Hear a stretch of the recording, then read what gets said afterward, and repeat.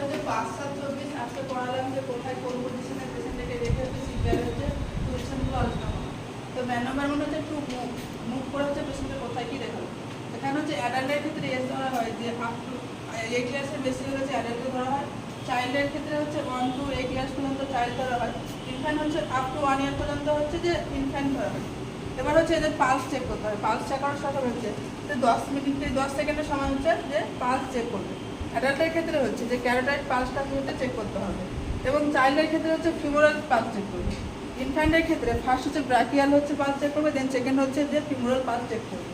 এবার হচ্ছে যে চেস্ট কম্প্রেশন মেথড, যে পেশেন্টকে যে চেস্ট কম্প্রেশন দেবে সেটা কী মেথড দেবে, কেমনভাবে দেবে, সেটা হচ্ছে টু হ্যান্ড দিতে পারে, যেটা অ্যাডাল্টের ক্ষেত্রে টু হ্যান্ড দেবে। সেমটাই দিতে পারে চাইল্ডের ক্ষেত্রে, টু হ্যান্ড বা 1 হ্যান্ডও দিতে পারে। সেটা ইনফ্যান্টের ক্ষেত্রে কিন্তু আলাদা, টু ফিঙ্গার দিতে পারে বা 2 থাম্ব প্রসেসের সাহায্যে কী হচ্ছে যে ইনফ্যান্টের চেস্ট কম্প্রেশন দিতে পারে।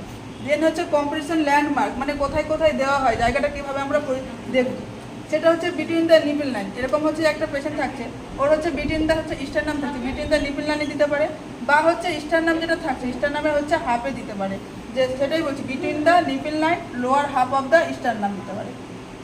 সেমটা হচ্ছে চাইল্ডের ক্ষেত্রে ইউজ হয়, যে বিটুইন দ্য হচ্ছে যে নিপল লাইন আর লোয়ার হাফ অফ স্টারনাম। ইনফ্যান্টের ক্ষেত্রে কিন্তু এটা একটু আলাদা হচ্ছে। ইনফ্যান্টের ক্ষেত্রে হচ্ছে জাস্ট হচ্ছে below the centre of the nipple line, just below the centre of the nipple line, মানে হচ্ছে এরকম নিপল লাইন থাকে, এখানে সেন্টার থাকে, নিপল লাইনের সেন্টার হচ্ছে এটা, জাস্ট বিলো দ্য সেন্টার লাইনে কি হচ্ছে যে আমরা হচ্ছে ল্যান্ডমার্কটা থাকছে, ওখানে হচ্ছে যে পেশেন্টের কম্প্রেশনটা দেবো। দেন হচ্ছে কম্প্রেশন রেট, পেশেন্টের ক্ষেত্রে যে কম্প্রেশন রেটটা সবারই একই রকম থাকে, 100 থেকে 120 হচ্ছে পার মিনিট দেবো। সেটা হচ্ছে অ্যাডাল্টের ক্ষেত্রে 120 দেবো, সেটা হচ্ছে চাইল্ডের ক্ষেত্রে 100 থেকে 120 দেবো, বা ইনফ্যান্ট ক্ষেত্রে দেবো। ইনফ্যান্ট মানে হচ্ছে কিন্তু আপ টু 1 ইয়ার পর্যন্ত, ওখানে ক্লিয়ার করে মেনশন করছি, ইনফ্যান্ট হচ্ছে আপ টু 1 ইয়ার পর্যন্ত, এটা হচ্ছে দেবো। দেন হচ্ছে যে compression and ventilation ratio, ventilation রেশিওটা হবে 30:2, 30:2 হচ্ছে অ্যাডাল্টের ক্ষেত্রে, হচ্ছে চাইল্ডের ক্ষেত্রে হচ্ছে 30:2 হচ্ছে, যদি বেশি হচ্ছে রেস্কিউ থাকে তাহলে হচ্ছে যে 15:2 দেওয়া যায়। এবার ইনফ্যান্টের ক্ষেত্রে হচ্ছে 30:2 বা 2 রেস্কিউ থাকলে হচ্ছে 15:2 দেবে।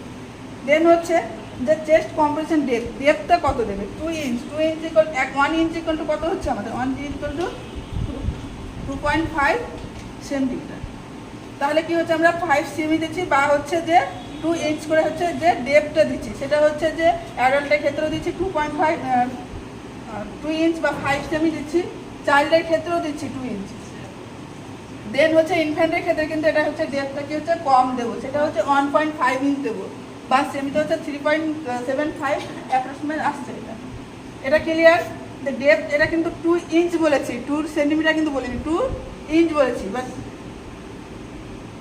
এবার হচ্ছে পেশেন্টকে হচ্ছে পজিশন দিবি, সবসময় হচ্ছে পেশেন্টকে যে হার্ট প্লেন সারফেস পজিশন দেওয়া হবে।